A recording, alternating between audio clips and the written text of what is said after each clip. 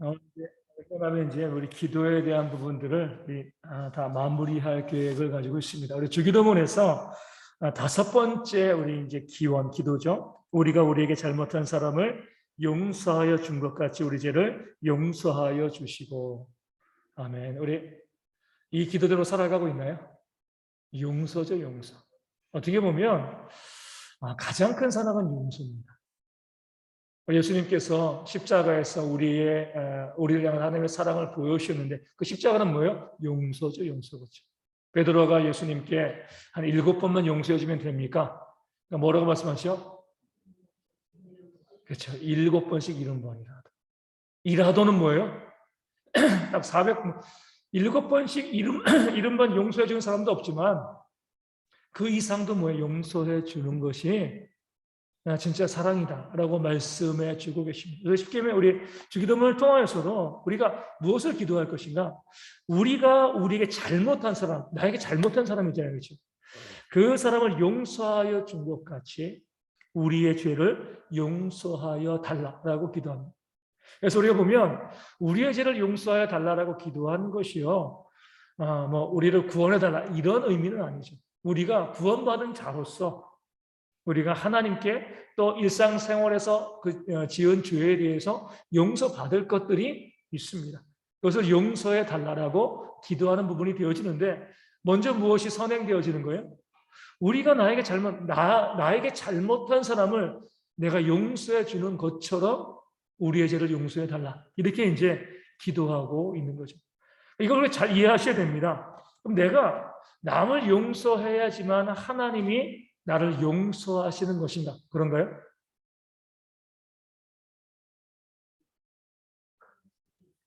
그럴 수도 있나요? 내가 남을 용서하지 않으면요? 네? 내가 남을 용서해 주지 않으면 우리가 이제 순서를 잘 봐요. 이 말씀 이제 기도문을 보면 내가 남을 용서해 준 것을 보시고 하나님이 나를 용서해 주신다. 이것을 기원하는 그런 기도가 되어지는데 잘 보시면은요, 우리가 사람에게 무엇을 한 것을 가지고 하나님께서 우리에게 주신다는 것은 공로주의가 됩니다. 그렇죠? 하나님의 사랑은요, 용서는요, 무한하시고요, 또 이 자비와 긍휼이 넘치시는 거죠. 이 말씀을 이렇게 이해하셔야 돼요. 우리의 죄 사함이 항상 먼저입니다. 그러니까 하나님께서 내 죄를 먼저 사하여 주시고요, 그 다음에 무엇을 우리에게 요구하시는 거죠? 우리가 다른 사람을 용서해 주기를 원하시는 거죠. 1만 달란트의 비유가 그러잖아요. 왕이 이 1만 달란트 빚진 종에게 네 친구가 너에게 100데나리온 빚졌는데 그 용서해 주면 내가 1만 달란트 탕감해 줄게. 이렇게 조건을 건 게 아니거든요. 일단은 무조건 용서해 준 거예요. 근데 그 종은 자기에게 100데나리온 빚진 친구를 용서해 주지 못했죠. 근데 왕은 이렇게 이야기합니다. 마땅히 용서해야 될 것이 아니냐. 무슨 말씀이냐면요, 1만 달란트 정말 용서받은 사람이라고 하면 뭐예요? 마땅히 용서하는 삶을 살 수밖에 없다는 거예요. 우리 용서를 볼 때 내가 노력해서 용서한다고 보시면 안 돼요. 우리 살아가시면서 내가 노력해서 용서가 되나요? 안 됩니다. 용서하려고 해도 용서가 안 돼요. 우리 보면 나에게 뭔가 좋은 일이 있으면 어때요? 전혀 상관없는 거지만 예를 들어 가지고 내가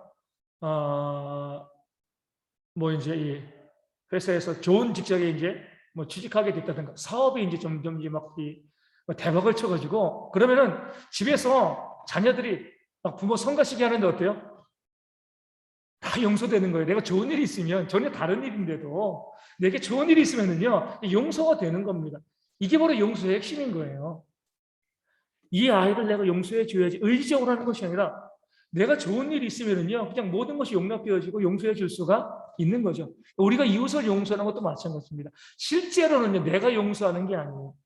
하나님이 용서하시는 겁니다. 하나님께서 나에게 용서의 마음을 주시는 거예요. 우리가 다른 사람이 나에게 잘못했을 때 그것을 용서할 때마다 우리가 놀라야 돼요. 어떻게 그것을 용서할 수 있어 내가? 분명히 나에게 잘못한 건데 어떻게 내가 저 사람의 잘못에 대해서 이렇게 이해하고 또 긍휼을 베풀면서 용서해 줄 수 있을까? 하나님의 용서의 은혜가 나에게 있기 때문이다. 이렇게 우리가 고백하는 겁니다. 이 주기도문을 그냥 단순히 보면 내가 용서하는 것이 조건이 되어주지만 우리가 우리에게 잘못한 사람을 용서해 준 것 같이 그런 삶을 살았습니다. 왜냐하면 하나님께서 우리의 죄를 용서해 주셨기 때문입니다. 이렇게 이제 보시는 것이 정확해요. 그러니까 용서는요, 우리가 덕이 아니에요. 용서를 자랑할 게 아니에요. 남을 용서해 주었을 때, 내가 누군가에게 잘못했을 때, 그 사람을 용서해 줬을 때, 내가 그래 힘들지만 너를 용서해 줬어. 이것이 아니라 하나님 나에게 은혜 주신 거 감사합니다. 이게 진짜 용서가 되어지는 거예요. 그래서 우리가 용서는요, 구원과 좀 밀접하게 연결되어 있습니다. 일만 당한 듯한 건 많은 사람들, 구원받은 사람들은요, 용서할 수밖에 없습니다. 그러니까 우리가 무서운 말씀이죠. 내가 용서의 삶이 없다라고 하면 뭐예요? 구원의 문제랑 직결됩니다. 기꺼이 다른 사람이 나에게 잘못한 거예요. 그렇죠? 나의 잘못한 것이 있을 때 그 잘못한 것을 용서해 주는 것을 가지고 내가 정말 구원받았는가? 구원받지 아니했는가? 왜냐하면 내가 구원받은 자로서 다른 사람의 잘못을 용서해 주니까 구원받은 자이기 때문에 우리의 죄도 하나님께서 용서해 주시는 거예요. 우리 이 땅 살아가면서 혹시 우리 마음 가운데 용서하지 못한 사람들이 있으면은요, 용서하시려고 애쓰셔야 돼요. 다시 말씀드리지만 나랑 원수가 있는데 나도 하나님 믿고요. 내 원수도 하나님 믿으면 내 원수라고 해서 다 악한 사람은 아니거든요. 그렇죠? 하나님 믿으면은요. 다 천국에서 영원히 살 거예요. 내가 용서하지 않으면은요. 하나님 나라 갔을 때 얼마나 민망하겠습니까? 그 부분에 있어서. 물론 이제 우리 그렇게 하지 않게끔 하나님께서 역사하시겠지만 어찌되었건 이 땅에서 우리가 다른 사람들과의 관계에서 우리가 용서해 주는 것들이 우리 가운데 정말 중요해요. 근데 이 용서에 있어가지고 우리가 한 가지 놓치지 말아야 될 거예요. 용서해 주라고 하면 우리 참 힘든 게 뭐예요? 잘못했는데 걔가. 나는 그냥 용서해 주면 지금 내가 좀 너무 억울하다. 이런 생각이 들죠. 근데 억울할 필요 없어요. 원수를 사랑하라 말씀하시고 원수 사랑하는 것이 용서잖아요. 그렇죠? 원수를 사랑하라, 곧 원수를 용서하라는 거예요. 그럴 때 하나님께서 우리 바울을 통해서 말씀하신 바는 뭐예요? 원수 갚는 것은 내게 있어. 하나님을 믿고요. 하나님의 공의를 믿는다라고 하면은요. 나에게 잘못한 사람에 대해서 하나님께서 나는 용서하는 거예요. 그렇죠? 하지만 하나님께서 내가 용서했다고 해서 그 죄를 하나님께서 잊어버려 주신다는 것은 아니에요. 하나님께서는 그 공의롭게 내가 용서했지만 그 사람이 그 용서를 받은 자가 용서를 구하지도 않고요. 계속 그 잘못을 유지하고 있으면 하나님이 그를 심판하십니다. 그러니까 하나님의 심판을 믿으니까 우리가 용서할 수가 있는 거예요. 그 심판도 없이요. 얘는 계속 잘못만 하네. 난 무조건 용서만 해주고. 그렇게 하나님께서 하나님의 사랑을 실천하는 자를 손해보기만 하지 않으십니다. 그러니까 나는 용서하는 것이 뭐예요? 나에게 편안한 거죠. 그렇죠? 우리 쭉 보게 되어지면 원수를 사랑하라. 이 말씀이 요즘 들어서 정말 복된 말씀이다 라는 생각을 많이 하게 됩니다. 원수를 사랑하면 원수가 살아요? 내가 살아요? 내가 사는 거예요. 하나님께서 나를 위해 주신 거, 원수를 위해 주신 말씀이 아니에요. 우리 만병의 근원은 스트레스입니다. 원수가 있다는 것 자체가 스트레스예요. 내가 나를 죽이는 거예요. 훌훌 털고 우리 사랑해버리면 되는 거예요. 용서해버리고 끌어안지 못한다 할지라도 저주하지 않고요. 하나님 그 심령 불쌍히 여기서 이제 이 정도 기도하는 것, 이것도 원수 사랑하는 겁니다. 어떻게 우리가 원수와 같은 자를 우리 손양원 목사님처럼 끌어안고 자식으로 삼고, 그거는요, 우리가 할 수 있는, 그런 이제 모든 사람이 할 수 있는 일은 아니에요. 그러니까 적어도 그를 저주하는 기도하지 아니하고, 그를 위해서 그래도 하나님, 그도 하나님 믿고 깨달아 알게 해주세요. 기도하고, 이 정도의 사랑은 우리가 보여줄 수가 있어야죠. 그러면서 우리가 털어버리는 거죠. 근데 우리가 계속 내가 원수를 내 마음에 품고 있으면 내가 죽어요. 그 스트레스가 내 몸을 병들게 만듭니다. 제가 이제 예전에 말씀드렸잖아요. 제가 이제 군대 가기 전에 몸무게가 63kg였어요. 중학교 1학년 때부터 군대 가기 전까지 8년 동안 1kg도 늘지도 않고 줄지도 않았어요. 먹는 거는 그때나 뭐 지금도 많이 먹지만 그때 더 많이 먹었거든요. 그렇다고 키가 큰 것도 아니었어요. 뭐 중1 때 키가 지금 키였으니까. 아니 키도 크는 것도 아니고 그렇게 많이 먹는데 살도 안 찌고 이게 무슨 일이야 이랬는데 군대 가가지고 6개월간 제가 이제 신병 훈련 받았거든요. 신병 훈련 딱 받고 내가 이제 수료 시간 하는데 저희 어머니가 저를 못 알아봤어요. 살이 10kg 쪘거든요. 8년 동안 1kg도 안 쪘는데 6주에 10kg 찐 거예요. 저희 어머니가 맨날 63kg 모습보다 73kg 모습 보니까 뒤에서 딱 보는데 아들 찾는데 아들이 안 보이는 거예요. 나 지금 깜짝 놀란 거죠. 아니 어떻게 그렇게 살이 쪘냐고. 저 다 이제 군대 체질이라고 이야기했거든요. 왜냐면 마음이 너무 편해요. 때 되면 자죠. 주는 거 먹죠. 시키는 것만 하면 되는 거잖아요. 군에 가기 전에 내가 뭐 결정하고 뭐 일하고 막 그러는데 군에 가니까 뭐 안사 편한 거예요. 그러면서 가장 결정적인 차이가 뭐냐면 63kg였을 때는요. 환절기 때마다 심한 감기에 걸렸어요. 제가. 심한 감기에 걸려가지고 막 심지어는 막 길거리 보면 휘어 보일 정도로 그런 감기가 1년에 4번 절기 때마다 73kg 되니까 감기에 안 걸리는 거예요. 몸무게가 늘어서만이 아니라 뭐예요? 편해진 거죠. 그렇죠? 마음이. 그러니까 63kg일 때는 마음이 괴팍하게 이제 아주 그냥 못된 마음일 때고 못된 마음에서 좀 벗어나니까요. 좀 살이 좀 찌기 시작을 하더니만 마음이 편안해지니까 질병이 없어지는 겁니다. 물론 정반대의 경우도 있어요. 제가 이제 너무 찌면 또 이제 제가 작년까지만 해도 작년 초까지만 해도 86kg 몸무게가 이제 6kg 이렇게 나갔어요. 우리 코로나 덕분에 제가 운동을 시작을 해가지고 지금은 이제 74kg, 12kg 정도 뺐어요. 뺐는데 몸무게를 빼면서 가장 먼저 변화가 뭐냐면요. 양치하는데 피가 안 나더라고요. 그 전까지는 양치할 때마다 잇몸에서 피가 나고 입냄새도 좀 나고 그랬거든요. 근데 이제 이 양치를 하는데 피가 안 나고 그래서 이제 이번에 치과 가가지고 그 의사가 잇몸에 예전에 잇몸이 계속 안 좋았어요. 근데 이제 살 좀 빼니까 이 잇몸 괜찮다고 건강하다고 이렇게 이야기하고 해마다 건강검진하면 간 치수가 높았는데 이번 다 정상으로 왔더라고요. 간 치수가. 그래가지고 야 그래 어느 정도 이게 너무 많이 먹고 너무 살찐 것도 이게 건강에 정말 안 좋은 거고 너무 삐쩍 마른 것도 너무 신경을 많이 쓰다 보니까 이것도 안 좋은 거고 마음 편안하게 살대 좀 운동 좀 하면서 건강을 유지해 나가는 것이 정말 중요하다. 이제 그런 지표들을 보게 되어지는데 어찌됐건 우리가 그렇게 세상 살아가면서 원수 없어도요 신경 많이 쓰고 막 스트레스 많이 받으면요 몸에 질병이 계속 다가오는 겁니다. 그런데 마음이 좀 평안해지고 여유로워지면 그럼 질병들이 좀 사라지는 거죠. 그러니까 하나님께서 우리 가운데 원수를 사랑해 용서해 다 너를 위한 거예요. 그러니까 용서해. 그리고 네가 손해보지 않도록 내가 공의롭게 심판할 거야. 그러니까 우리는 뭐만 넣어요? 용서해줌을 통해서 그 사람에게 유익을 주기 전에 내 마음의 평안을 누리는 거예요. 용서고 잊어버리면 되잖아요. 계속 그거 마음 가지고 있으면서 자다가도 벌떡 일어나고 뭐 죽일 놈 살릴 놈 이렇게 하면 나만 죽는 겁니다. 그러니까 하나님께서 우리를 위해서 용서하라라고 말씀을 하신 겁니다. 용서에서 중요한 것은 무엇이냐면 무조건 다 풀어주는 것만이 용서가 아니에요. 그러니까 용서도 결국에는요. 그 나를 위한 것이지만 그 상대방을 위한 것이 또 용서잖아요.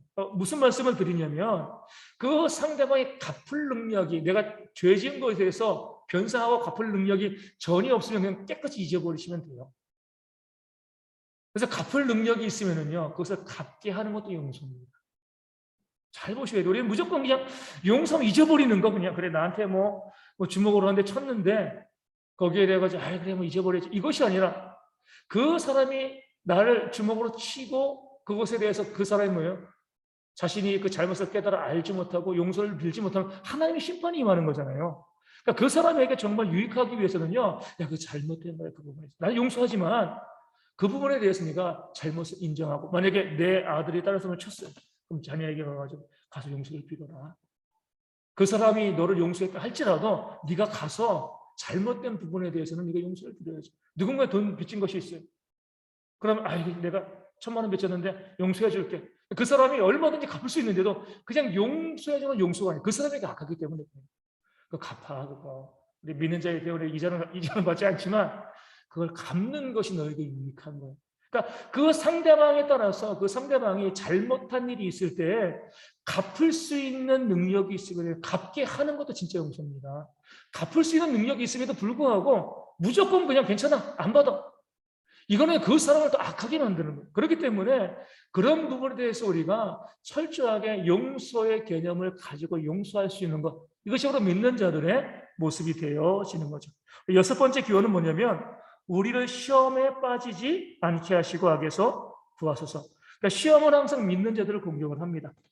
우리 이 칼빈은요, 시험에 대해서 쾌락과 재물과 명예와 권세 같은 것들, 또 빈곤, 치욕, 경멸, 고난, 그러니까 좋은 것도 나쁜 것도 다 우리 가운데 시험이 된다는 거죠. 그렇잖아요. 모든 것이 시험입니다. 부한 것도 가난한 것도 다 시험이에요. 부한 것도 우리의 신앙을 무너뜨릴 수 있고요. 가난한 것도 우리의 신앙을 무너뜨릴 수가 있습니다. 사단은 끊임없이 우리 가운데 시험거리를 놓는데 시험이 아닌 것이 없습니다. 말씀도 믿음도 신앙도 시험일 수가 있어요. 그러니까 사단이 예수님께 시험할 때 말씀을 가지고 시험했잖아요. 그렇죠? 그러니까 우리가 쭉 봤을 때 사단이 우리를 시험할 때 걸고 넘어지지 않는 것, 이거 없이 모든 것을 다 걸고 넘어질 수 있다. 이 사실을 우리가 먼저 인정해요. 이건 시험이 아니겠지. 그건 아닙니다. 모든 것이 시험이 되어질 수가 있습니다. 그렇기 때문에 우리는 그 시험에서 우리가 이길 수 없는 것을 좀 고백하셔야 돼요. 내가 안 되는 것을 인정하는 것이 지혜입니다. 그리고 나서 뭐 하는 거죠? 하나님께, 하나님, 내가 시험에 빠지지 않게 해주세요. 아침마다 우리 성도들에서 기도하는 게 그거예요. 하나님, 우리 성도들이 이 하루를 살아가는데 그 시험에 들지 않도록.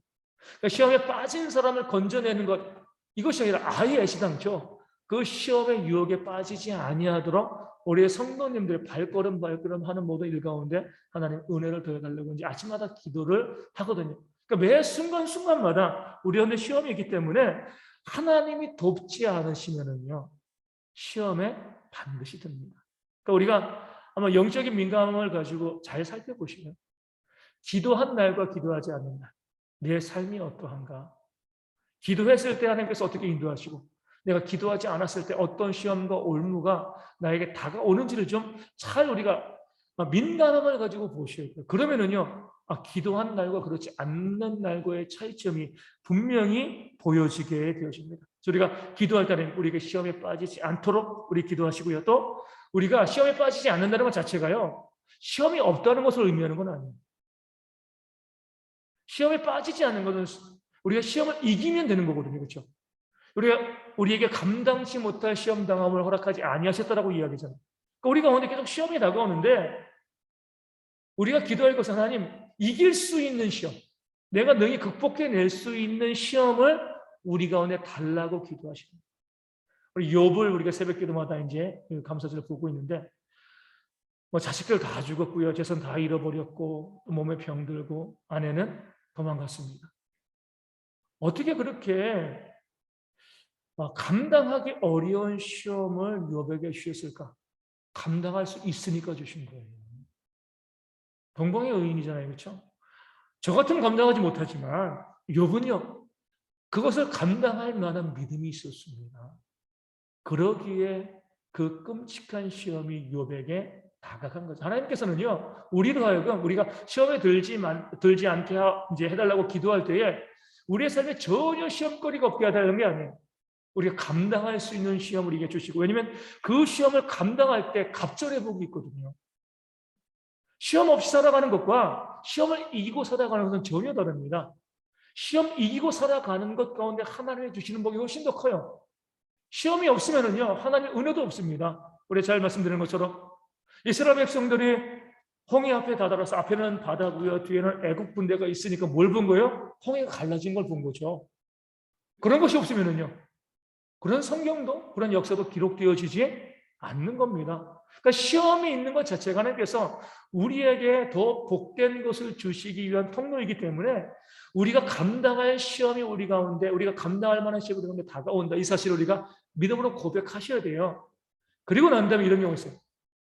이건 내가 아무리 생각해봐도 도무지 감당하지 못한 너무나 큰 시험이다, 이런 시험도 다가오긴 합니다. 그때는 어떻게 해요? 하나님께서 내가 이제 내 믿음보다 시험이 더 큰 거잖아요. 그때는 하나님께서 시험 당할 즈음에 피할 길을 내시는 거예요. 하나님께서 아주 기가 막히게 역사하십니다. 내가 감당할 수 있는 시험을 주심으로 그 시험을 통해서 오히려 내가 복받게 하시고요. 때론 내가 감당할 수 없는 너무나 큰 시험이 우리 가운데 다가오게 되었을 때 우리가 막막하잖아요. 그때 피할 길을 내시는 거예요. 이렇게도 하나님께서 시험을 이기게 하시고 피하게 하시는구나. 어찌됐건 우리가 시험에 들지 말게 하셨고 기도할 때요, 하나님께서 우리를 시험에 빠져서 허우적거리게 만드시지 않는다는 겁니다. 우리를 사랑하시기 때문에 반드시 그것을 이기게 하시는 거예요. 그래서 우리가 이제 말씀드린 것처럼 그렇게 하나님의 역사를 믿으면 다 이기는데 지레 겁먹는 분들이죠.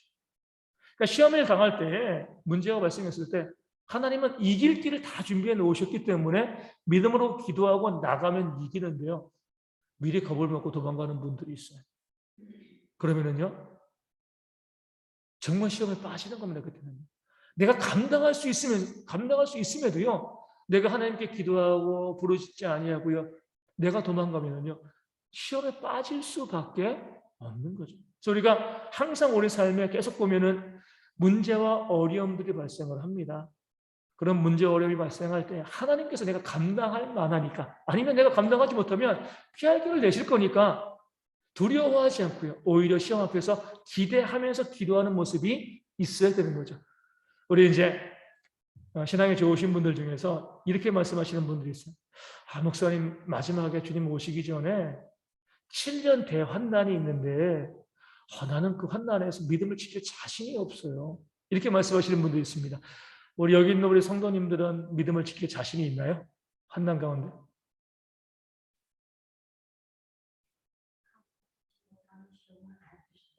근데 그 7년 대환난은 모두에게 임하는 시험이에요. 그렇죠? 환난이죠.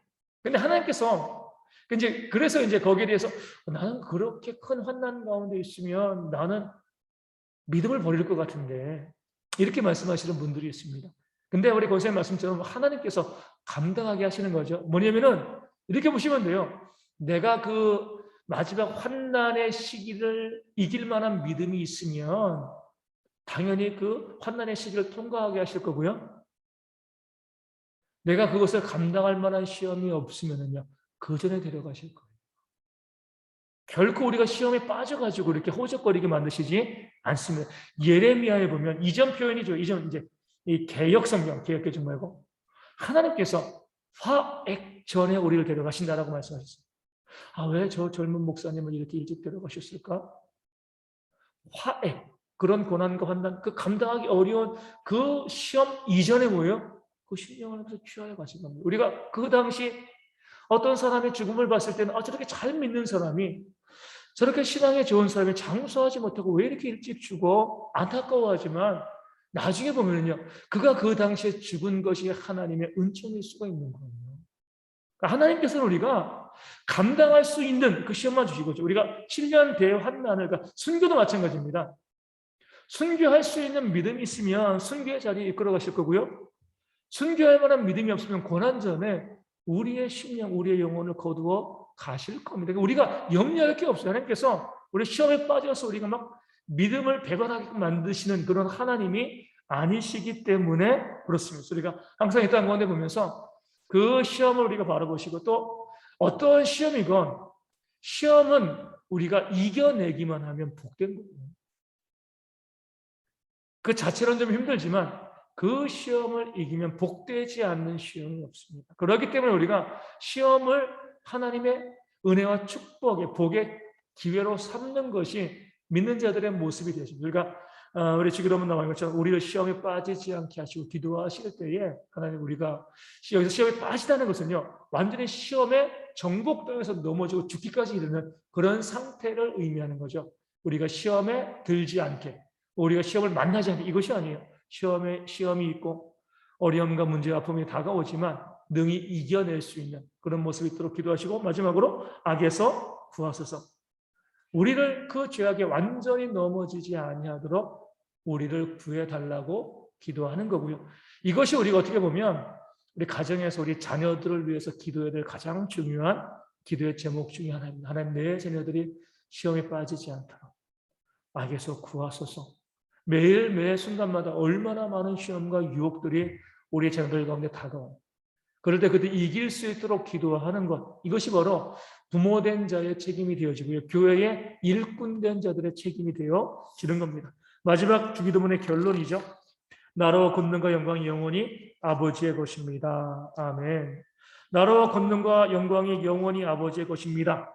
이걸 줄이면 뭐라고 이야기할 수 있어요?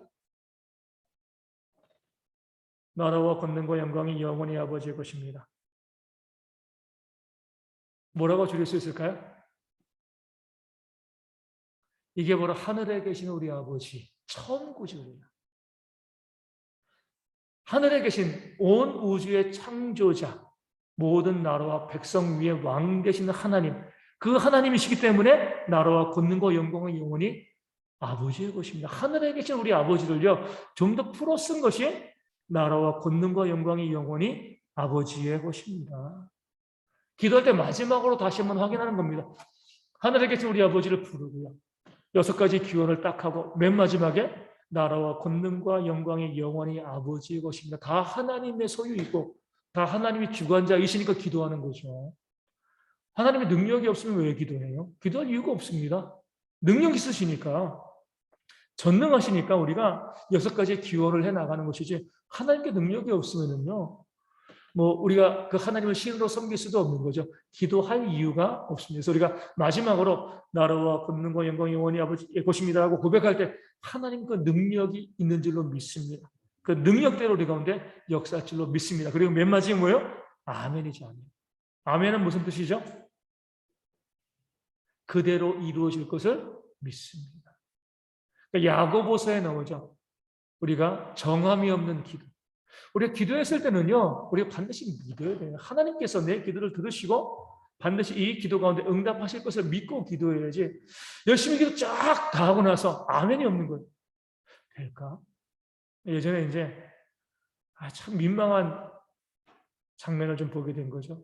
어떤 목사님이 병원 중환자실에 가가지고 기도하시는, 하나님의 능력 가운데 이 환자를 살리시고 우리 이 형제를 다시금 하나님의 성전에서 이 헌신의 일꾼을 세우실 줄로 믿습니다. 기도하고 나오시면서 힘들겠어.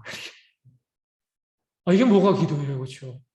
그 앞에서는 하나님의 능력을 이해하고 또 나와가지고 안 듣는 데서는 금방 죽을 것 같아, 안 될 것 같아.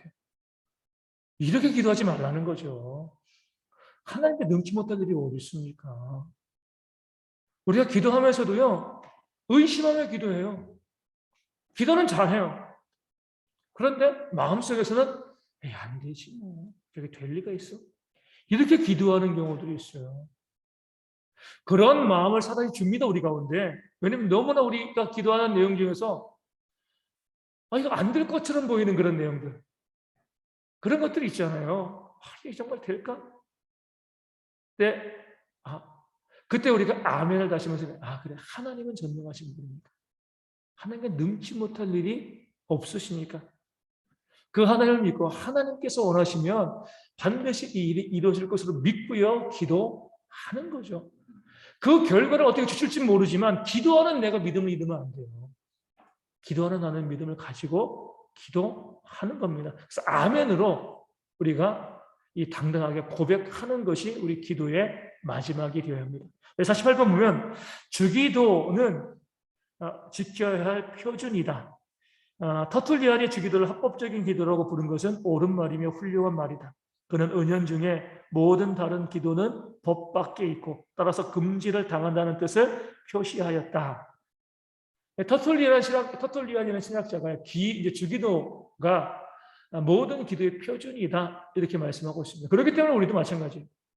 주기도문 가지고 기도해야 돼요. 그러니까 그대로 따라하라는 것이 아니라 우리가 주기도문 안에 있는 내용, 이제 이 원리에 따라서 우리의 모든 기도가 우리가 이 하나님께 드려져야 되고요. 우리 기도하는 것들, 이거는 제 1원리, 제 1기도문. 이건 제 2번째 기원. 이건 뭐 5번째 기원. 이건 6번째 기원. 내가 기도하는 모든 것들이요, 그 주기도문에서 연결될 수 있어야 돼. 그러할 때 그 기도가 온전한 기도입니다.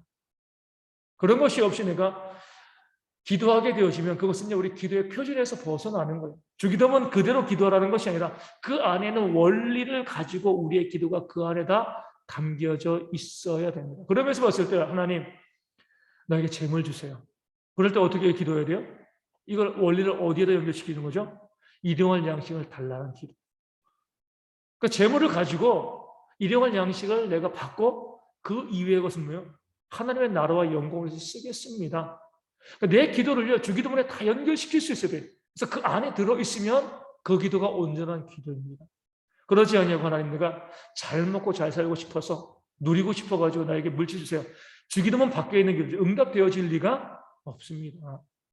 그러니까 주기도문의 원리만을 가지고서 우리가 기도할 때 그 기도가 진짜 기도고요. 하나님께서 그 기도 가운데 응답해 주신다는 것을 우리가 이제 우리 성경에 또 많은 학자들이 이야기하고 있어요. 그렇기 때문에 우리가 기도할 때마다 이것이 주기도문 안에 있는 기도인가, 주기도문 밖에 있는 기도인가, 이 부분들을 우리가 구별해낼 수 있는 지혜도 우리 가운데 있어야 되고요. 49번에 우리는 기도의 용어보다 내용을 지켜야 한다.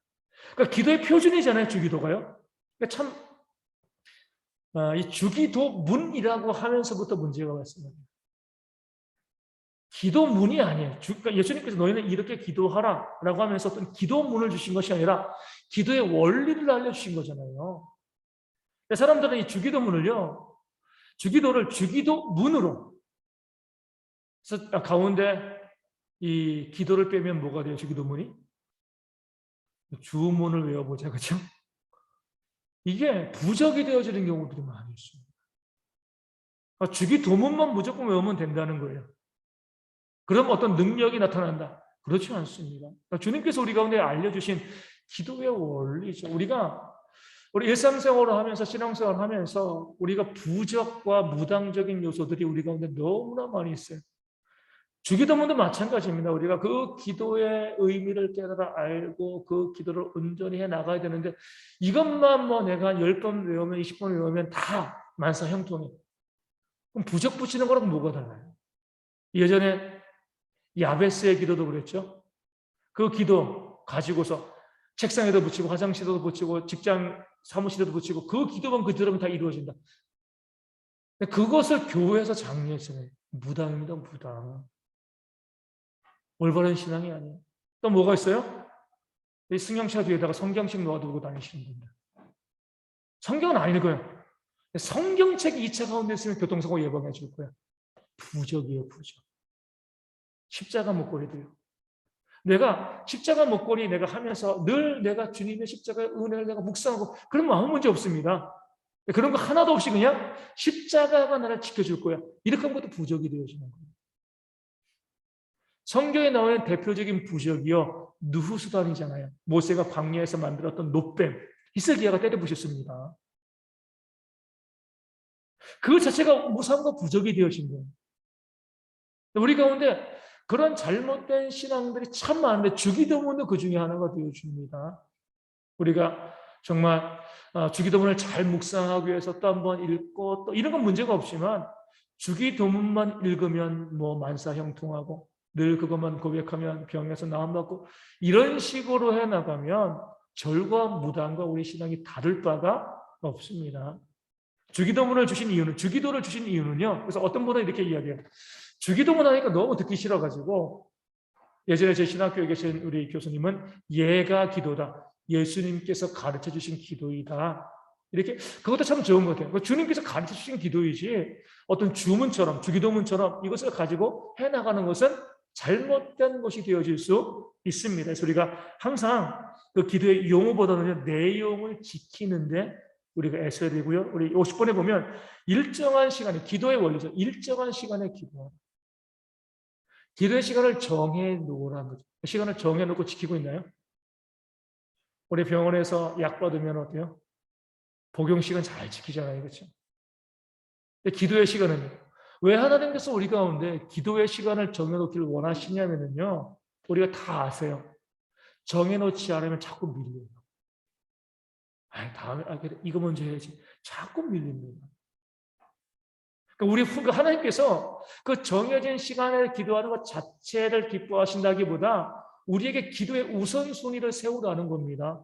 그렇지 않으면 우리가 자꾸 시험에 들고요. 우리의 욕심 때문에 기도의 순서가 자꾸 밀리니까 하나님께서 딱 시간을 정해놓고 그 시간에 우리 가운데 기도하라. 다니엘도 그랬어요. 하루에 3번 시간을 딱 정해놓고 기도했습니다. 그러니까 우리가 나는 뭐 아무 때나 기도할 수 있어. 뭐 나 기도해. 시간을 정해놓지 않고 그렇게 이야기하면 교만이에요. 그럴 수 없습니다. 내가 딱 기도하는 시간이 있어야 돼요. 그 기도의 시간을 정해놓을 때 어때요? 가장 머리가 맑을 때. 또 모든 일을 시작하거나 우리 끝낼 때. 차도 운전하기 전에, 운전하고 나서. 모든 것 가운데 우리가 기도할 수 있어요. 우리 다시 말씀드리지만 오늘 아침에 새벽 기도하는데 우리 이혁붕 원사님 딱 올라오시면서 제가 여기서 기도하고 있었거든요. 이제 기도의 전에 뭐 아무도 없는 줄 알았죠. 우리 원사님. 그래가지고 딱 이제 가장 먼저 올라오시면서 이 가장 먼저 이제 혼자 하신 말씀입니다. 하나님 여기까지 오게 하시니 하나님 아버지 감사합니다. 여기까지 온 것도 감사한 거죠. 이게 여기까지 온 것의 마침이 되어지고요. 또 기도한 것의 시작이 되어지는 거예요. 그렇죠? 그러니까 모든 것 가운데 우리가 하나님께 기도할 때 시작과 마침에 기도하는 것이 정말 중요하고요. 이런 분들이 있어요. 목사님 기도할 때마다 졸려가지고 당연하죠. 졸리죠. 어때 가장 맑은 시간. 정신이 가장 맑고 온전히 집중할 수 있는 시간에 기도하시고요. 그래서 또 기도할 때 우리가 가급적이면요 소리를 내서 기도하시는 게 좋아요. 잡수생각이 안 생깁니다. 그러니까 뭐 목소리 높여서 하는 기도가 좋은 기도 그런 의미가 아니라 저도 혼자 조용히 묵상하다 보면요 생각이 30% 빠져요. 그리고 졸려요. 소리 내서 기도하면요 집중이 돼요. 집중. 딱 그 기도에 집중할 수 있기 때문에 우리가 최선을 다해서 온전히 기도할 수 있도록 시간을 정해놓고요. 좋은 시간에 그 방법을 하는 것 중요합니다. 그래서 우리 성도님들이 기도가 중요하다고 보시면은요, 내 기도 시간을 꼭 만들어 놓고요. 그게 뭐 하루에 몇 시간씩 그럴 필요는 없어요. 내가 짧은 시간이라도 우리가 기도할 수 있는 시간을 마련해 놓고 적어도 우리가 목표로 삼을 것은 우리가 30분 이상은 기도하자. 이런 부분들. 이런 목표를 정해놓고 우리가 기도를 하는 그런 훈련이 필요하고요. 그런데 또 이제 주의할 것은 무엇이냐면 이렇게 되다 보면 가끔 이런 경우가 발생해요. 어떤 분은 새벽 기도도 마찬가지지만 40일 금식 기도도 마찬가지예요. 그래서 끝마치는 것만 생각하는 거예요. 그렇게 그 안에서 깊이 있게 기도하는 것이 아니라 나 새벽 기도 했어? 나 금식 기도 했어? 나 뭐 했어? 기도했다는 거, 마쳤다는 거. 마치 성경 일독할 때 성경을 쭉 읽었는데 나중에 하나도 기억이 나는 게 없는 거예요. 읽는 것만 하는 거예요, 그냥. 그 안에 있는 말씀이 어떤 내용인지 우리가 바라보지 않고 성경 읽어야 돼. 물론 그렇게 읽는 것도 의미가 있어요. 하지만 정말 중요한 것은 뭐예요? 그 뜻을 생각하면서 우리가 기도하는 거죠. 우리 이제 보면 우리 성도님 중에 한 분이 그런 분이 있어요. 성경을 읽을 때마다 이해되지 않은 단어나 그거 있으면 꼭 저에게 카톡으로 연락, 목사님 이거 모르겠어요. 얼마나 그것이 귀한지 몰라요. 뭐 저도 다 아는 건 아니지 제가 찾아보고 알려주죠. 그만큼 성경을 깊이 있게 읽기 위해서 애쓰고 하다가 안 되는 부분이 있으면은요 물어보고 이해하고 알고 넘어가는 거죠. 그렇지 않고 그냥 2021년 성경 일독해야지 쭉 읽었는데 그 안에 무슨 내용이 있는지 어떤 건지도 모르고 그냥 쭉 읽으면은요 의미가 없잖아요. 기도도 마찬가지로 그냥 나 기도 몇 시간 했어. 뭐 기도했는데 그것도 몰라요. 그 자리에 그냥 있는 거죠. 40일 금식 기도하면서도 뭐예요? 빨리 끝나고 뭐 먹어야지. 이것만 생각하지. 목숨 걸고 기도하는 것이 없는 사람들이 있어요. 금식 기도는 목숨 걸고 하는 거잖아요. 그러니까 우리가 시간을 지키는 것, 정해놓은 것 중요한데 시간을 지키고 정해놓은 거기에 얽매이는 것에만 우리가 신경 쓰지 말라는 거죠. 그 시간을 정해놓으면 제대로 기도를 하는 거예요.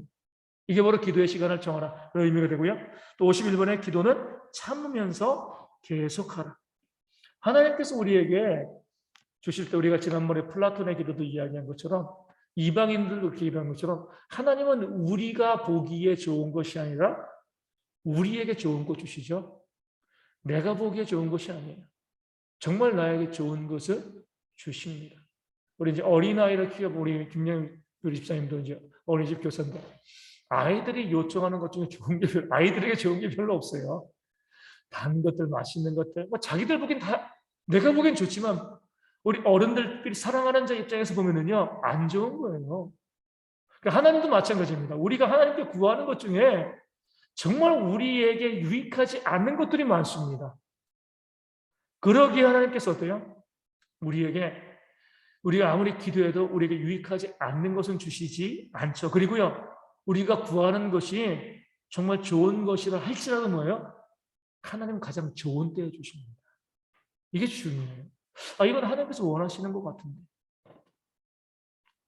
그런데 하나님은요, 가장 좋은 때에 주시는 거예요. 나중 되어서, 그래. 왜 그때 하나님께서 이것을 나에게 주셨는지 나중에 이해되어지죠. 우리도 보면 우리 살아오면서 그런 기도 많이 하잖아요. 그때 하나님 그거 꼭 필요해요. 꼭 필요해요. 안 주시거든요. 나중에 주세요. 나중에 주신 것이 더 좋았다라고 고백하는 모습이 있어요. 그렇기 때문에 우리가 계속해서 우리가 하나님께 기도할 때에 그래. 하나님이 주실 때까지 참으면서 계속 기도를 유지하는 거죠. 이런 분들이 있잖아요. 한두 번 기도하고 하나님께 화내는 사람들, 역정내는 사람도 있어요. 기도했는데 왜 안 들어주세요? 하나님을 뭐로 보는 거예요? 내 종으로 보는 거네요. 종이 말 안 들으면 기분 나쁘잖아요. 마찬가지로 하나님께서 내 기도 한 번 들었으면 알아먹고 바로 응답해 주셔야지 이거 뭡니까? 이렇게 이야기하거든요. 하나님을 부정하고요. 종으로 여기는 겁니다. 정말 우리가 하나님께 구하고 하나님이 우리의 주인이라는 사실을 알면 뭐 하는 거예요? 포기하지 않고 기도하는 겁니다. 하나님 주세요. 필요합니다. 달라고 기도하는 게 잘못된 게 아니에요. 없으니까 기도하는 거죠. 다 있으면 뭐 기도하겠습니까? 하나님께서 우리가 자녀의 입장으로서 하나님께 달라고 기도하는 걸 좋아하십니다. 나쁘다고 보지 않았어요. 하지만 중요한 것은 우리가 포기하지 않냐고 끝까지 기도하는 모습이 있어야 되고 마지막으로 응답이 없는 기도는 있는가? 없죠. 하나님께서 우리 가운데 주시는 것이 내가 원하는 것 그것이 아니라 다른 것을 주실 수도 있지만 그것도 하나님의 응답이 되어지는 거죠. 기다리는 것도 응답이 되어지는 거죠. 우리가 다시 말씀드리지만 인생을 살아오면서 돌이켜보면요. 내가 원하는 것보다 다른 것을 주셨을 때 나중에 보면 그것을 그렇게 주신 것이 감사하다. 어떻게 보면 저도 그럴 것 같아요. 하나님 왜 우리 집안에는 아들만 셋입니까? 여기 그런 분들 많아요. 우리 전도사님, 우리 집사님 가정도 그러고 딸 없는 가정들 많습니다. 많은데 우리 유정환 성수님 가정은 아들이 넷이잖아요. 그렇죠? 끔찍한 일들이 벌어지고 있는데 근데 보면은요. 내가 딸을 원해도 하나님께서 아들을 주시는 이유가 있습니다. 우리가 바라고 원하는 것이 하나님께서 우리 기도 가운데 응답하시는데요.